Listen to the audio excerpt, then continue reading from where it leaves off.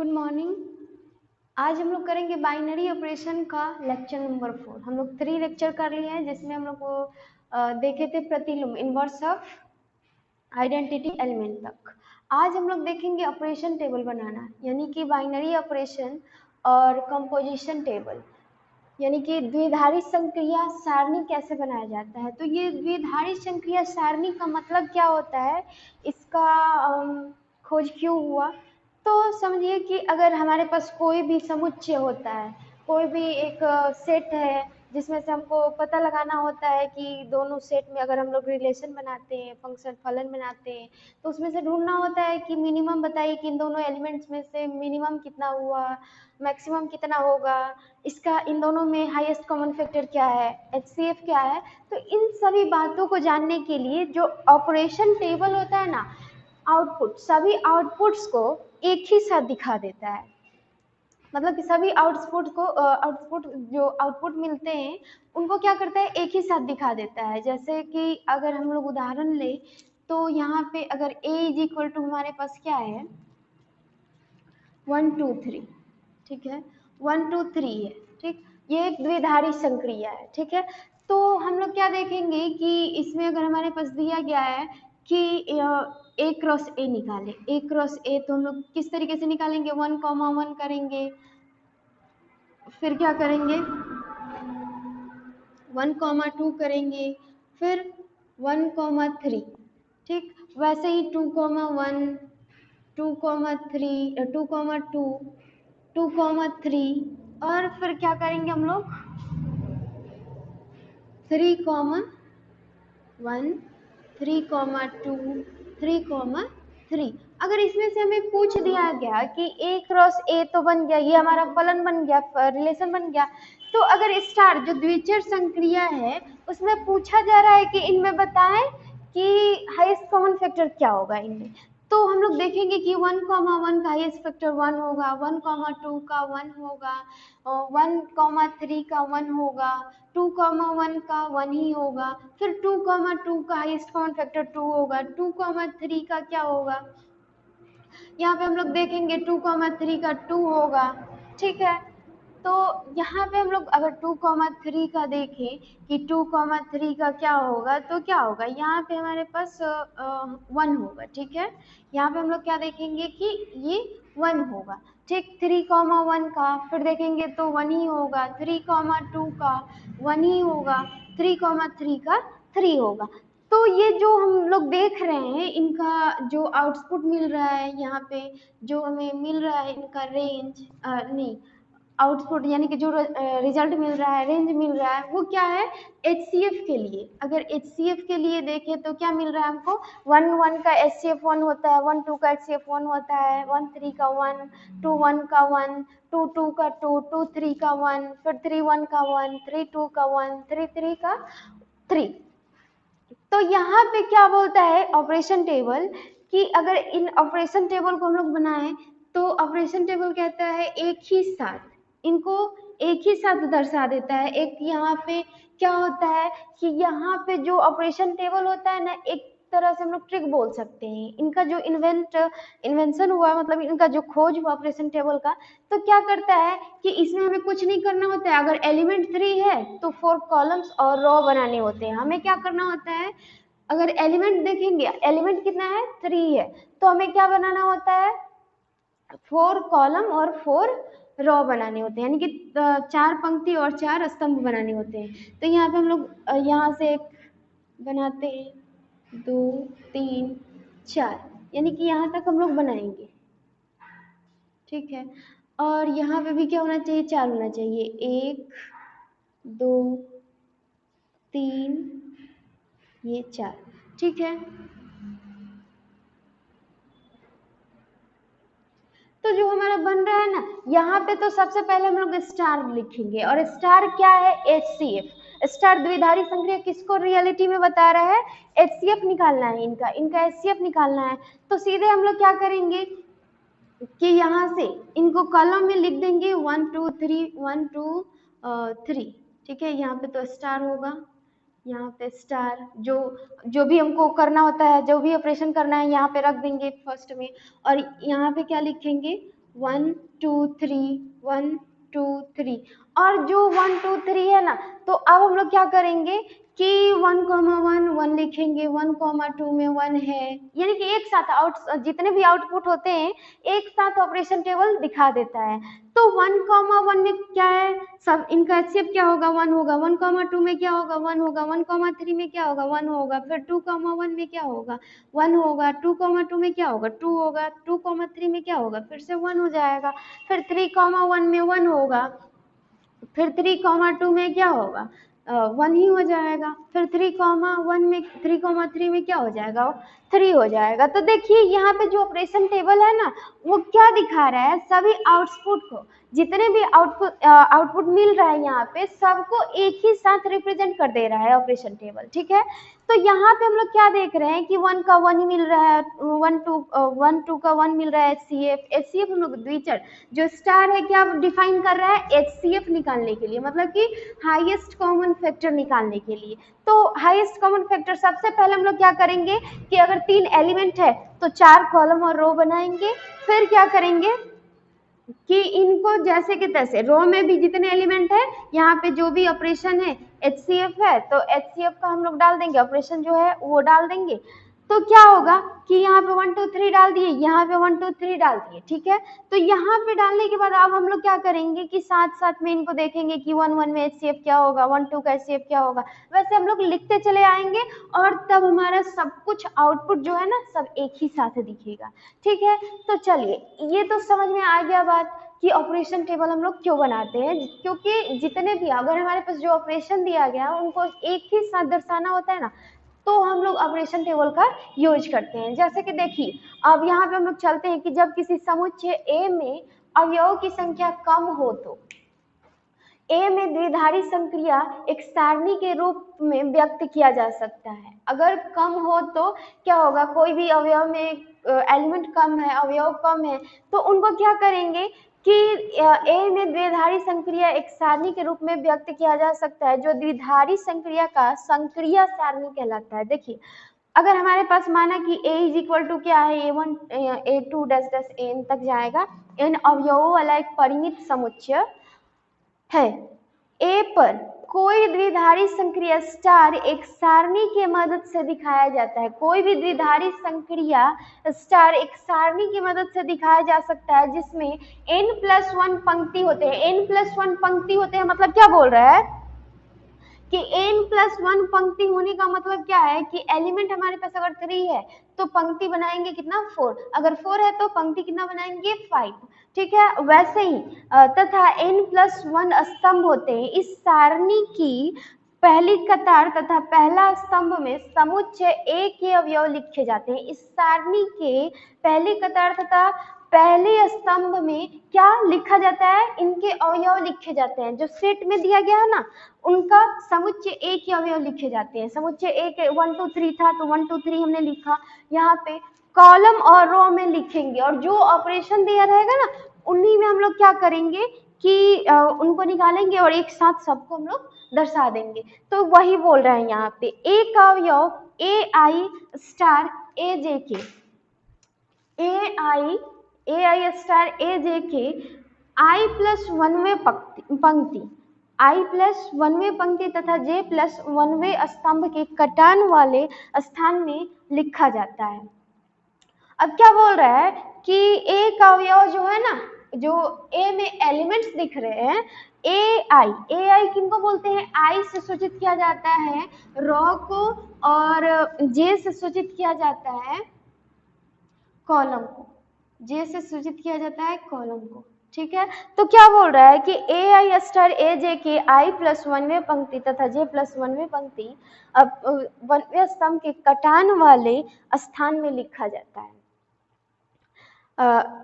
ए का जो अवयव होता है कटान वाले स्तंभ में लिखा जाता है। जैसे कि आप देखिए क्या होगा कि यहाँ पे जो 1 यहाँ पे कटान जो है ना, यहाँ पे ये 1 1 तो कटान है यहाँ पे, ठीक है, तो लिखा गया 1 2 तो ये 1 2 का एचसीएफ 1 हो जाएगा, 1 3 का 1 होगा, ठीक है।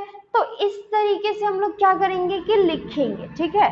जैसे कि 1 1 का है ना तो इसका घटान क्या है, यह है, इसका क्या है, यहाँ, इसका ये, ठीक है, ये देख रहे हैं तो ये हो जाएगा, ये देख रहे हैं तो ये होगा, ये वाला ये, यहाँ पे 3 1 का यहाँ पे हो जाएगा, फिर यहाँ पे देख रहे हैं हम लोग तो 3 2 का 1 हो जाएगा, 3 1 का 3 हो जाएगा। तो इस तरीके से हम लोग लिख लेते हैं एक ही अवयव को जो भी हमारे पास डिफाइन होता है। अब देखिए इनको ना हम लोग एक डायगोनल के रूप में काटते हैं। डायगोनल एलिमेंट आप लोग समझते हैं क्या होता है कि विकर्ण, इनको विकर्ण में जो भी एलिमेंट्स होते हैं उनको हम लोग काट देते हैं। अब देखिएगा थोड़ा सा आप इधर सिमेट्रिक दिख रहा है, सममित की तरह दिखेगा। सममित मतलब समझते हैं कि जो एक ही एलिमेंट हो, आगे चैप्टर में हम लोग मैट्रिक्स में पढ़ेंगे कि सममित क्या होता है। सममित क्या होता है, जिस सेट में क्या होता है कि एलिमेंट सेम होना चाहिए। तो देखिए यहाँ पे सिमेट्रिक की तरह दिख रहा है, सिमेट्रिक। और देखिए इसमें आप लोग हम लोग ना कम्यूटेटिव भी खोज सकते हैं। यहाँ पे कम्यूटेटिव क्या कहता है कि a star b is equal to b star a होना चाहिए, a star b is equal to क्या होना चाहिए, b स्टार a होना चाहिए। तो 1 1 1 1 1 1 1 मिल गया, 1 स्टार 1 मिल गया, ठीक है। तो इसका उल्टा क्या होगा, देखिए इधर से आप देखिएगा 1 1 मिल गया।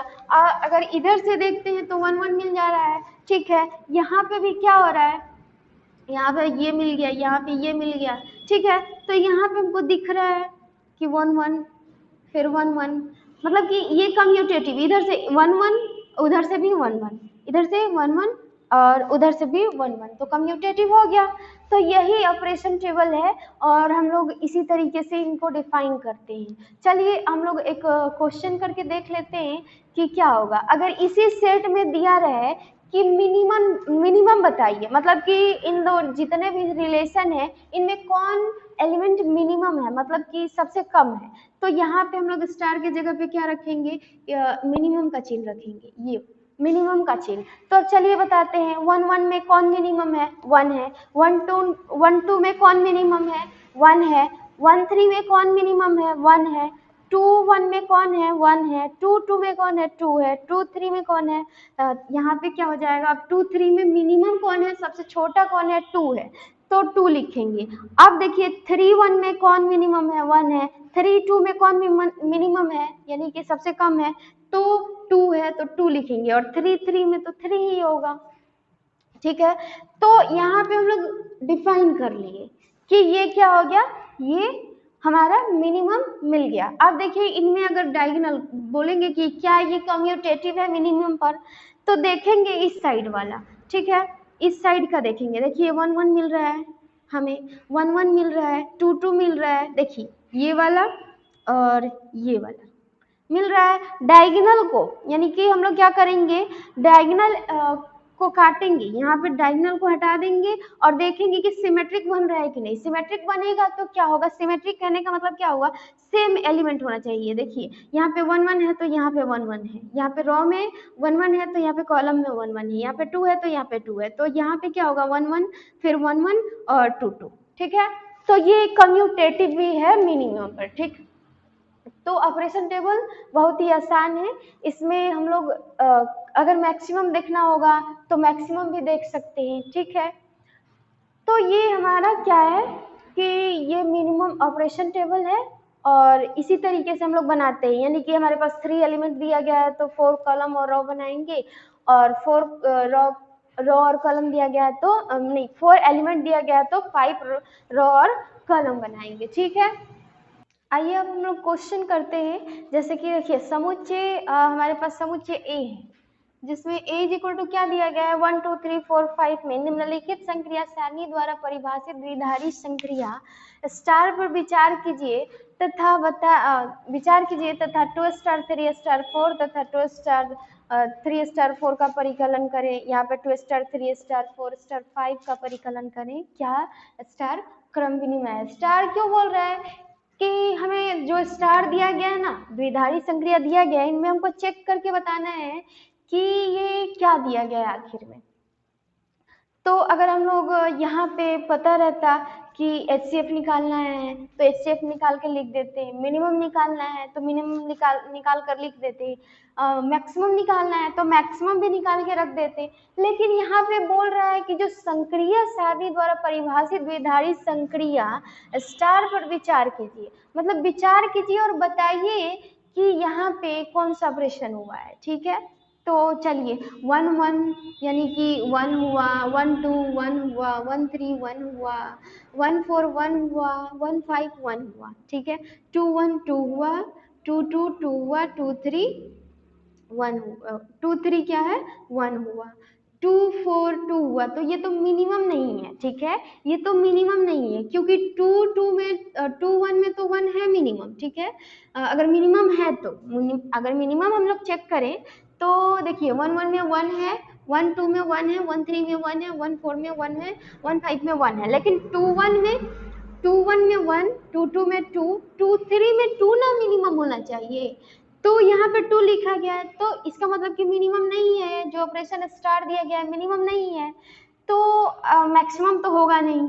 ठीक है, और क्या चेक किया जाए, HCF चेक करके देखते हैं। ठीक है, HCF तो 1 1 का HCF 1 होता है, 1 2 का HCF 1 होता है, 1 3 का 1 होता है, 1 4 का 1 होता है, 1 5 का 1 होता है, 2 1 का 2 1 का 1 होता है, 2 2 का 2 होता है, 2 3 का 1 होता है, 2 4 का 2 होता है, 2 5 का 1 होता है, 3 1 का 1 ही होता है, हम लोग जानते हैं। 3 2 का HCF 1 होता है, 3 1 का 3 होता है, 3 2 का 1 होता है, 3 1 का 1 होता है, 4 1 का 1 होता है, फिर 4 यहाँ पे 4 2 का क्या होता है 2 होता है, 4 3 का क्या होता है 1 होता है, 4 4 का 4 होगा, 4 5 का 1 होगा, 5 1 का 1 होगा, 5 2 का 1, 5 3 का 1, 5 4 का 1, 5 5 का 5। तो इसका मतलब ये कंडीशन फुलफिल हो रहा है। इसका मतलब क्या है, जो स्टार है वो क्या है, हमारा HCF है। यहाँ पे हम लोग लिखेंगे समुच्चय A इज इक्वल टू 1 2 3 4 5 में निम्नलिखित संक्रिया सारणी द्वारा परिभाषित द्विधारी संक्रिया क्या है, HCF है। ठीक है, द्विधारी संक्रिया क्या है, ये HCF निकाला जा रहा है। यहाँ पे जो टेबल बनाया गया है वो HCF निकाल कर बनाया गया है। ठीक है, HCF निकाल कर बनाया गया है, तो ये HCF है ना। अगर आपको बोल देता कि 1 2 3 समुच्चय A इज इक्वल टू 1 2 3 4 5 में निम्नलिखित संक्रिया सारणी द्वारा निम्नलिखित यहाँ पे कि 1 2 3 4 5 में HCF निकाले, जो सेट हमारे पास दिया गया है इनका HCF निकाले सारणी से, यानी कि क्या बोलेंगे हम लोग यहाँ पे द्विधारी संक्रिया सारणी की मदद से।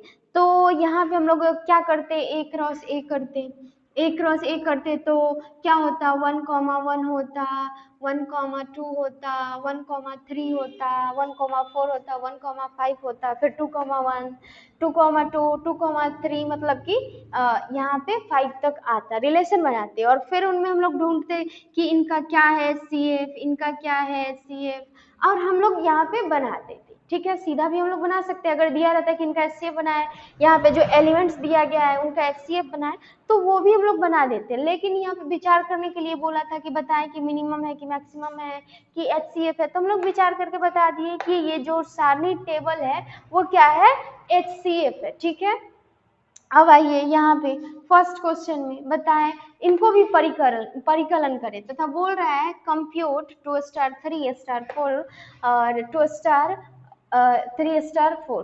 तो यहाँ पे सबसे पहले 2 स्टार 3 देखेंगे, तो देखिए 2 स्टार अगर 3 देख रहे हैं तो 2 स्टार 3 देखिए क्या आया है, 2 स्टार 3 में कौन सा ऑपरेशन लग रहा है, HCF, तो लिखेंगे कि 1 आया।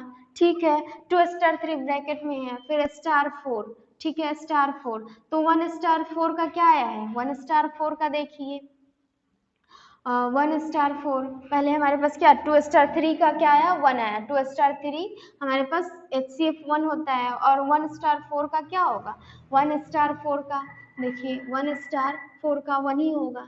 ठीक है, तो यहाँ पे हम लोग लिखेंगे कि ये क्या होगा, 1 हो जाएगा। ठीक है, यहाँ पे 1 आया, इनका देख लेते हैं, तो इनमें पहले इनका देखेंगे तो फिर क्या होगा कि यहाँ पे 2 स्टार, यहाँ पे 3 स्टार क्या हो जाएगा, 4 हो जाएगा। तो यहाँ पे पहले इनको देखेंगे, 3 स्टार 4 का क्या होगा, देखिए 3 स्टार 4 का, 3 स्टार 4 का क्या होगा, 1 होगा, 3 स्टार 4 1 होगा।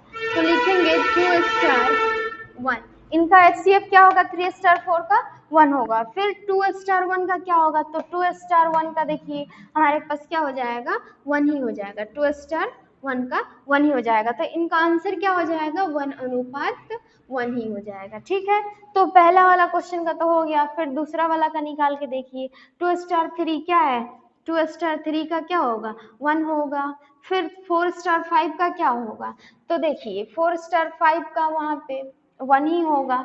तो यहाँ पे हमको गुना करने, यहाँ पे स्टार दिया है, तो इज इक्वल टू में क्या होगा, 1 होगा। 1 स्टार 1 मतलब इनका 1 का HCF क्या होता है, 1 ही होता है।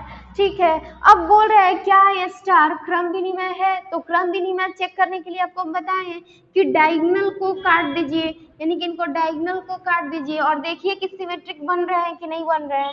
तो देखिए 1 का हमारे पास 1 का 1 आ रहा है, एलिमेंट से हम लोग चेक कैसे करेंगे, यानी कि एलिमेंट जैसे ही डायगोनल को काटे इस टेबल को छोड़कर इसके इधर वाला देखेंगे, तो इधर का ये 1 1 मिल रहा है, 1 1 मिल रहा है। ठीक है, फिर 1 1 मिल रहा है, फिर 2 2 मिल रहा है, फिर 1 1 है, फिर 1 1 है। तो यहाँ पे हम लोग देख रहे हैं ना, ये वाला यहाँ से देखिए, इनको चेक करिए और इनको चेक करिए। ठीक है, इनको काट दिए ना हम लोग, तो यहाँ से क्या होगा, यहाँ से ये चेक करिए और यहाँ से ये चेक करिए, यहाँ पे 1 है तो यहाँ पे भी 1 है। देखिए 1 1 1 1 1 1 1 1। ठीक है, यहाँ पे देखिए 1 2 1 तो 1 2 1, फिर 1 1 तो देखिए 1 1। ठीक, और यहाँ पे एक 1, तो ये हमारे पास क्या है, हम लोग बोलेंगे कि ये क्या है, क्रम विनिमय है। ठीक है, तो आपको समझ में आ गया होगा ये द्विधारी संक्रिया और द्विधारी संक्रिया का टेबल कैसे बनाया जाता है, द्विधारी संक्रिया का टेबल क्या दिखाता है। तो हम लोग जान गए हैं कि क्या होता है, ये एक ही साथ सारे आउटपुट को दिखा देता है, जो भी हमारे पास ऑपरेशन दिया गया है तो उनका आउटपुट दिखा देता है। ठीक है, आइए हम लोग इसमें और बाइनरी ऑपरेशन में एक टॉपिक और देख लेते हैं। क्या है, किसी परिमित समुच्चय पर द्विचर संक्रियाओं की संख्या, द्विचर संक्रियाओं की संख्या परिमित समुच्चय पर। तो देखिए बोल रहा है कि माना कि A में m अवयवों वाला एक परिमित समुच्चय है, तो कार्तीय गुणन हम लोग समझते हैं, A क्रॉस A में अवयवों की संख्या कितनी हो जाएगी, m इंटू एम हो जाएगा। हम लोग पहले ही सीख चुके हैं, तो m स्क्वायर हो जाएगा। हम जानते हैं कि यदि किसी समुच्चय A में m अवयव हो तथा B में समुच्चय B में n अवयव हो, तो A से B में फलनों की संख्या क्या हो जाती है, n का पावर m हो जाता है। मान लीजिए कि हमारे पास कोई सेट A है और सेट A में m अवयव है और सेट बी में क्या है, n अवयव है। तो इनमें फलनों की संख्या ढूंढा जाए, अगर फलनों की संख्या हम लोग ढूंढे तो हम लोग जानते हैं 2 का पावर n होता है। नहीं, यहाँ पे क्या हो जाएगा, m और n है तो n का पावर क्या हो जाएगा, यहाँ पे हम लोग देख सकते हैं कि n का पावर m हो जाएगा। अगर यहाँ पे कोई एलिमेंट है 2 और कोई एलिमेंट है 2, तो इन दोनों का पावर क्या हो जाएगा, यहाँ पे हम लोग देखेंगे कि 2 का पावर 2 हो जाएगा। ठीक है, तो यहाँ पे हम लोग देख रहे हैं कि जब हम लोग जानते हैं कि A क्रॉस A में अवयवों की संख्या, यहाँ पे यदि किसी समुच्चय A में m अवयव हो तथा समुच्चय B में n अवयव है, m अवयव तथा n अवयव हो, तो n का पावर क्या हो जाता है, m हो जाता है। ठीक है, वैसे अगर द्विचर संक्रिया, चूंकि द्विचर संक्रिया A star to A star फलन है, A star to A cross A to A फलन है, तो हम लोग अगर ढूंढना चाहें कि इनमें क्या है, अतः समुच्चय A पर द्विचर संक्रियाओं की संख्या क्या होगी, मतलब A star A cross A to A फलन जा रहा है, तो इनमें द्विचर संक्रियाओं की संख्या क्या हो सकती है। तो देखिए द्विचर संक्रियाओं की संख्या A star A to A फलनों की संख्या है, तो फलनों की संख्या क्या होगी, A star A cross A to A जाएगा, तो फलनों की संख्या द्विचर संक्रियाओं पर, समुच्चय A पर द्विचर संक्रियाओं की संख्या A star A cross A to A फलनों की संख्या क्या हो जाएगा, n A का पावर A क्रॉस A। तो Na में क्या है, अगर m है एन ए क्या है हमारा, m है, तो क्या हो जाएगा m का पावर m स्क्वायर। क्यों? क्योंकि n a क्रॉस a, तो अगर हमारे पास कोई भी एलिमेंट है, जैसे कि यहाँ पे देखिए मान लीजिए कि सेट A में कोई भी a कॉमा b एलिमेंट है, दो एलिमेंट है, ठीक है, तो द्विचर संक्रियाओं पर फलनों की अगर संख्या निकालना चाहे a टू a से, तो a क्रॉस a क्या होगा, a क्रॉस a क्या होगा, a कॉमा a होगा, a कॉमा b होगा, और a कॉमा क्या हो जाएगा, b कॉमा a होगा, और b कॉमा b होगा।